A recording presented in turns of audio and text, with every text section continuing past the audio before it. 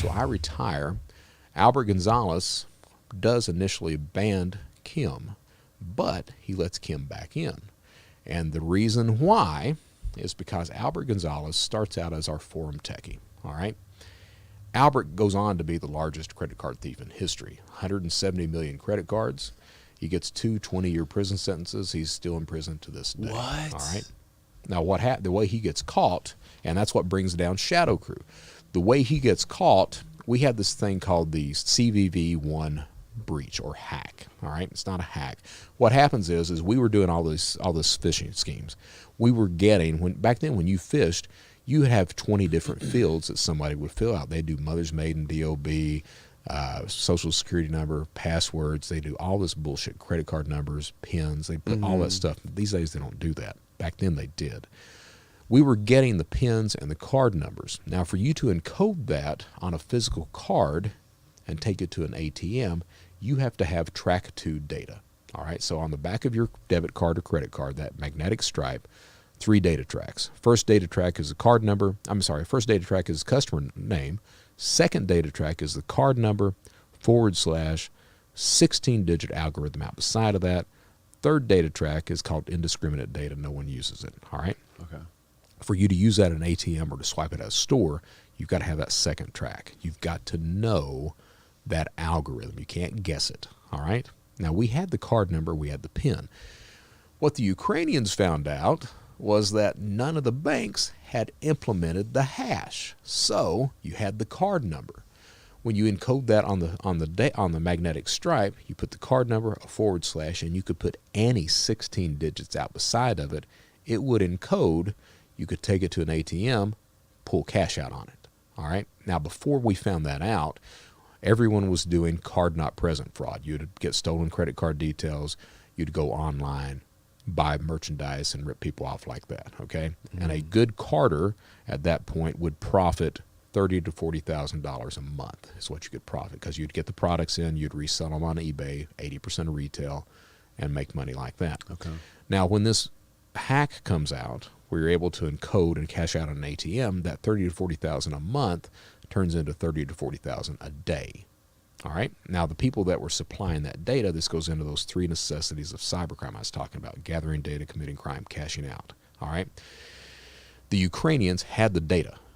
They knew how to commit the crime, but they were physically in a location where they could not put any cards in an ATM. So much fraud had happened in the Ukraine and Russia, that eastern part of Europe, that every card was locked down. So they had to get money mules in the United States. That's what partners Shadow Crew with these Ukrainian forums at that point in time. That's the first real partnership that takes place. Okay. So the deal was Ukrainians would supply the card data. We would encode it. Cashiers would pocket 30 to 40%. 60% would go to the Ukrainians on a daily basis. All right. Albert, our forum techie, he starts to do this shit. So one day he's in New Jersey. He's got a backpack. He's got a stack of white plastic cards that are all encoded with stolen debit cards. He's got a stack of these son of a bitches, broad daylight. Stands at an ATM for 40 minutes. Putting one white card in after another, pulling out $20 bills, stuffing them in this damn backpack. 40 minutes. Oh, my God. Broad daylight. He's wearing a wig. Wow. Yeah. Meanwhile, it just so happens that 2 New Jersey cops are eating across the street and notice this kid standing at the ATM for 40 minutes. One of them looks at the other. Let me see what he's doing. He goes over, walks up to Albert, sees that Albert's wearing the disguise, everything else, sees the white stack of cards in Albert's hand. What are you doing, kid? Albert falls apart at that point. We didn't know Albert had been arrested. Albert goes to work for the Secret Service. Now, the big thing is back then, I call it the FIS syndrome, the fucking idiot syndrome. Everybody on both sides of the fence were idiots. All right, we committing crime, we didn't worry about security, we didn't worry about a lot of stuff like that. Law enforcement had no idea on how to track these people, how to arrest them, identify them, anything else. So they arrest Albert, all right, on a mistake, just accidentally get the guy. Albert immediately turns on us, and they ask him, hey, how would you identify these people and arrest them? So Albert says, you could try a VPN. And they're like, a VPN. So, Never heard of that before. yeah, they're like, what is it? And he tells them. So it was Albert's idea to do this.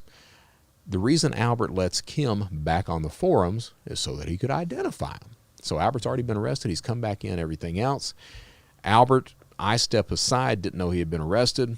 Albert comes in, and he makes a rule. He's like, hey, law enforcement's looking at us and everything like that. To be safe, I put this VPN in. Everybody's going to be protected. Nobody can see what we're doing. We got you. Turns out Secret Service is running the VPN. They caught drop addresses, real names, transactions, everything else. So if you look at the Secret Service indictments, I think the indictment was only for like $5 million for the fraud, something like that. It was just for a few months and just for a set group of people that were using it out of that 4,000 group structure that was there. But arrested 33 people, 6 countries, 6 hours.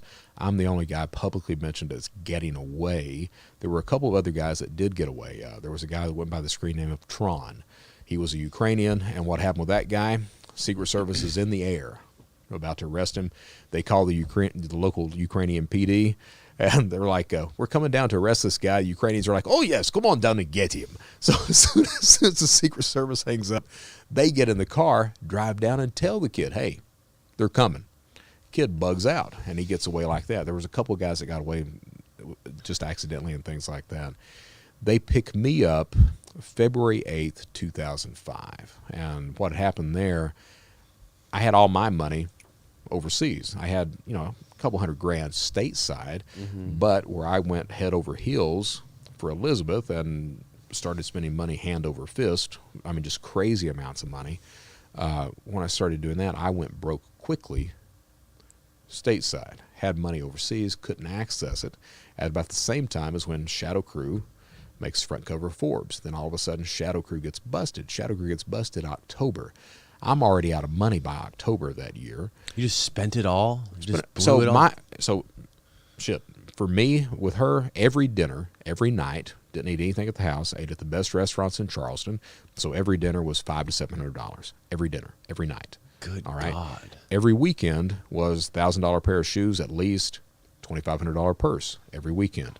I remember there were a few weekends I would have there was one weekend in particular had $11,000 in cash on a Friday night. $11,000 on a Friday night. Sunday morning, nothing. Didn't know where it went. Had no clue. I remember we were at a bar, one of these dance bar type things, at a bar, and I got a booth and had some champagne and all that. No money by the once the weekend is over. Was this part of your sort of inner control? Like you didn't want to lose her. You didn't want her to leave you. I'm a control freak. You didn't want to be alone, and you wanted to just shower her with all this money and all these gifts and all these dinners. So it's weird with me in relationships, and my wife Michelle, she'll tell you the same thing. I'm still learning today what a healthy relationship actually entails. Historically with me, if I wasn't dating someone or married or something like that, I would have friends or people I thought were friends. When you're a criminal, you don't have friends. Right. But I would have people I would hang out with until I started to date someone. Then immediately, it's just her. Right, exactly. That's it. Nobody else. Don't talk to anybody else. Don't call anybody else, anything else like that. Elizabeth kind of took that to the extreme because she had these problems, and I became this savior, put the cap and mask on, and I adopted that as my cause. I got to make sure she's fixed. I didn't realize then you can't fix anybody but yourself, and you're damn lucky if you can do that shit. But I went head over heels. It was this thing of whatever she wants, do. So I go through all my stateside cash. I get it in my head. If I just keep going, it'll work out all right. Just keep trucking. Just a little bit more, a little bit more. Figured the best thing I can do is get married to her. Maybe if we get engaged, it'll show her I love her. It'll show her she's going to be all right. Go like that. So she wants Tiffany engagement ring. Of course she does. Well, I don't have the money to buy a damn Tiffany engagement ring. By this time, Shadow Crew's been popped, everything else. I'm like, well, how are you going to get it? So I start running. I used to preach to people not to run checks. I start running checks. counterfeit cashier's checks. And I would find somebody on eBay that had a coin collection, something like that, convince them to send it to me COD. I'd pay the delivery driver with a fake check, walk off, cash out the item like that. Had a coin dealer in Charleston that would buy anything that I gave him as far as coins went. But so I did the same thing with the engagement ring. Got this like $20,000 engagement ring with a fake check. Proposed to her. She accepted. Then she wanted Tiffany wedding bands. Well, the problem is that when you're running checks, if you're going to do that, it's like with counterfeit currency. If you're running counterfeit money, you don't shit where you eat. You take a road trip. That way you're not connected to one specific geographic area. Same thing with checks. You don't shit where you eat. Well, because of Elizabeth, I couldn't travel. So I was stuck in the Charleston area running checks. Pretty easy to start to pinpoint that guy all of a sudden. So I had UPS delivering these rings.